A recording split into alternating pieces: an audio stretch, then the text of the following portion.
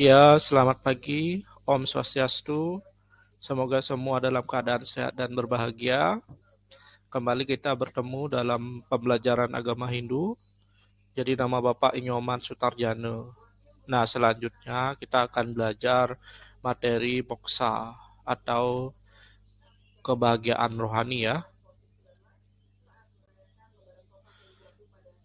Nah, adapun pembahasan kita kali ini adalah membahas tentang yang pertama pengertian moksa, yang kedua tingkatan moksa, yang ketiga catur marga. Nah, pertama pengertian moksa. Jadi kata moksa berasal dari bahasa Sanskerta, dari akar kata moks yang artinya bebas atau lepas. Jadi diartikan bahwa moksa ini adalah terbebasnya atau terlepasnya Atman dari pengaruh Maya atau Avidya. Jadi Atman yang terkena pengaruh Maya atau Avidya itu menjadi lupa dengan jati dirinya. Kita tahu bahwa Atman dan Brahman ini sesungguhnya adalah satu. Namun ketika Atman sudah memiliki tubuh, Atman ini terpengaruh Maya sehingga dia lupa dengan kesadarannya.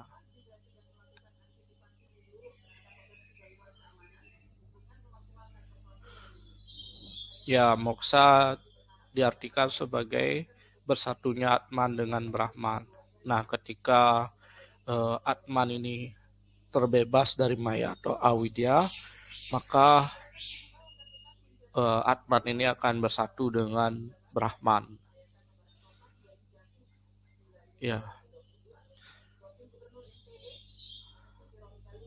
Nah, adapun istilah-istilah yang terkait dengan moksa adalah Brahman, Atman, Aikyam. Brahman dan Atman ini satu atau tunggal. Suka tanpa wali duka. Jadi ketika moksa kita merasakan kebahagiaan yang tak terbatas, yang tidak berakhir duka.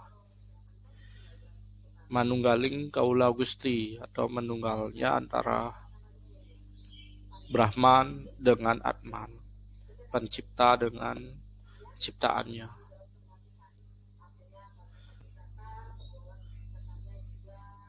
Ya, kita sudah belajar tentang pengertian moksa. Kita lanjut bahwasanya moksa ini ada tingkatan-tingkatan. Jadi ada tingkatan yang kita rasakan dalam hidup ini ataupun setelah kematian. Nah, tingkatan moksa ini ada 4. Yang pertama adalah samipya. Samipya adalah tingkatan moksa yang dirasakan di dalam kehidupan ini, di dunia ini. Dialami oleh orang suci atau orang berjiwa besar, atau orang yang berjuang untuk uh, kemanusiaan ya. Misalnya ada Mahatma Gandhi, Bunda Teresa, ataupun Gede Pramo ya. Jadi ciri-ciri orang yang mencapai samipya ini adalah dia bersifat damai, selalu memberikan pencerahan, selalu tersenyum, jadi memiliki vibrasi positif atau kedamaian. Tentu saja samipya ini dialami melalui proses sadhana atau latihan spiritual yang dilakukan setiap hari melalui pengendalian diri ya dan lain sebagainya, sehingga eh, beliau memperoleh samipya. Yang kedua adalah sarupya. Jadi sama dengan samipya, sarupya ini juga dialami oleh di kehidupan ini atau di dunia ini. Namun sarupya ini dijalani oleh awatara. Kita tahu bahwasanya awatara ini adalah eh, Tuhan atau manifestasi Tuhan yang mengambil wujud manusia untuk menegakkan dharma ya, menolong manusia ataupun memberikan teladan bagi umat manusia untuk berperilaku yang baik. Jadi beliau sudah atmannya sudah terbebas sebenarnya, tapi dia tetap menjalani kehidupan untuk memberikan teladan bagi manusia ya, misalnya Krishna Awatara, Rama Awatara ya.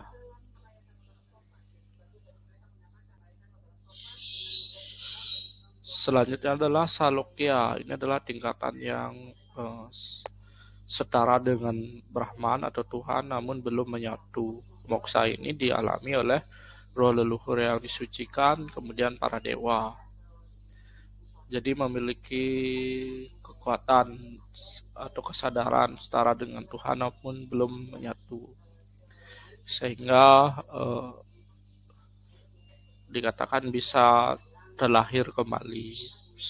Roh leluhur ataupun para dewa bisa lahir kembali karena belum menyatu dengan Tuhan. Dalam cerita-cerita kan banyak kita melihat awatara atau para dewa yang lahir ya. Misalnya Dewa Indra terlahir sebagai Arjuna dan sebagainya. Nah, Sayudya adalah moksa tertinggi. Dia tidak mengalami kelahiran kembali karena Atman ini sudah menyatu dengan Brahman, sehingga tidak ada punarbau. Dia sudah menjadi Tuhan atau Brahman.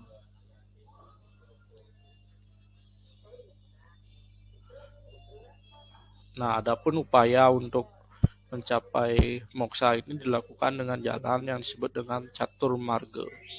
Catur Marga adalah 4 jalan untuk mewujudkan moksa dalam kehidupan ini. 4 jalan untuk mewujudkan kebahagiaan rohani ya, kebahagiaan batin.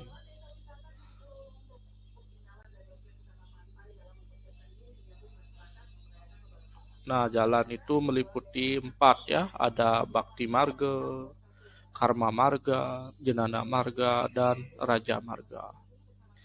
Nah, apa pengertian masing-masing bagian Catur Marga? Yang pertama Bhakti Marga atau jalan untuk mewujudkan moksa dengan sujud bakti, persembahan atau cinta kasih kepada Tuhan. Jadi ada 3 ciri-cirinya ya. Sujud bakti kepada Tuhan, memberikan persembahan berupa material atau non material kepada Tuhan, kemudian cinta kasih kepada Tuhan. Nah, ada istilah Nawawida Bakti, ada 9 perwujudan bakti. Ya, diantaranya ada Wandanam, membaca kitab suci ya, Arcana, membuat arca atau perwujudan, Atmani Wedanam, itu adalah penyerahan diri secara total kepada Tuhan ya, pada Sewanam, sujud bakti di kaki guru. Nah, yang kedua adalah Karma Marga. Ini adalah jalan mencapai moksa dengan perbuatan, dengan memberikan pelayanan. Namanya melayani berarti tanpa mengharapkan adanya balasan atau imbalan. Dilakukan dengan tulus atau istilahnya rame inggawe sepi ing pamrih. Jadi pekerjaan ataupun perbuatan yang dilakukannya dia serahkan kepada Tuhan dan dia tidak mengharapkan adanya imbalan di balik perbuatan itu. Ya, demikian Karma Marga. Selanjutnya adalah Jnana Marga. Jnana Marga ini dilakukan melalui belajar atau membaca kitab suci. Jalan untuk mencapai moksa melalui ilmu pengetahuan. Jadi baik pengetahuan rohani ataupun pengetahuan duniawi. Jadi sama-sama diwujudkan untuk ya memahami diri, untuk memahami kehidupan ya. Jadi Jnana Marga ini dia tekun mempelajari pengetahuan agama ya, untuk memahami kehidupan ini sehingga tercapai nantinya moksa.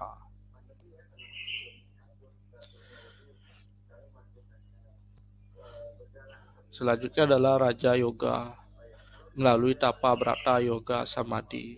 Ya, kita tahu bahwa Atman yang ada dalam tubuh kita mengalami kelupaan. Nah, dengan melalui Raja Yoga, yaitu jalan dengan melakukan Tapa Brata Yoga Samadhi, ini tujuannya untuk Atman ini supaya tidak terikat oleh duniawi ataupun mengalami kesadarannya dengan melakukan pengendalian diri, pengendalian makan, minum, melakukan eh, disiplin, melakukan yoga, meditasi, ya. Ya, jadi demikian tentang catur marga. Nah, dari pemaparan tadi bisa kita simpulkan bahwasanya yang pertama, moksa ini adalah terbebasnya atau terlepasnya Atman dari pengaruh duniawi atau pengaruh maya atau avidya. Dengan terbebasnya avidya ini, maka Atman ini akan bersatu dengan Brahman, sehingga diistilahkan dengan moksa. Yang kedua, moksa ini dialami terdiri dari tingkatan-tingkatan, mulai dari yang di bawah sampai yang tertinggi atau di atas. Nah, mulai dari samipya yang dirasakan dalam kehidupan ini oleh orang suci melalui disiplin spiritual, kemudian sarupya oleh awatara atau perwujudan Tuhan, kemudian salokya yang dialami oleh para dewa, roh leluhur yang suci, ataupun yang keempat sayudya atau purna mukti, moksa tertinggi bersatunya Atman dengan Brahman. Nah, untuk mewujudkan moksa ini dilakukan dengan menjalankan ya catur marga. Jadi kita bisa menjalankan ajaran catur marga. Ada bakti marga ya yang sering kita lakukan ya dengan melakukan persembahan, selalu eh, sujud bakti kepada Tuhan, cinta kasih kepada Tuhan ya, ataupun karma marga melakukan pelayanan ya, melakukan perbuatan yang tidak terikat pada hasilnya ya, atau niskama karma. Jadi menyerahkan perbuatan kita kepada Tuhan. Kemudian Jnana Marga dengan tekun mempelajari ilmu pengetahuan ya, pengetahuan suci, untuk menyadarkan Atman dalam diri kita. Kemudian Raja Marga ya dengan melakukan ya disiplin spiritual ya, pengekangan diri atau tapa, brata, yoga dan samadhi. Nah, demikian pembelajaran kita kali ini. Semoga bermanfaat untuk kita semua. Bapak akhiri dengan para mesanti Om Santi Santi Santi Om.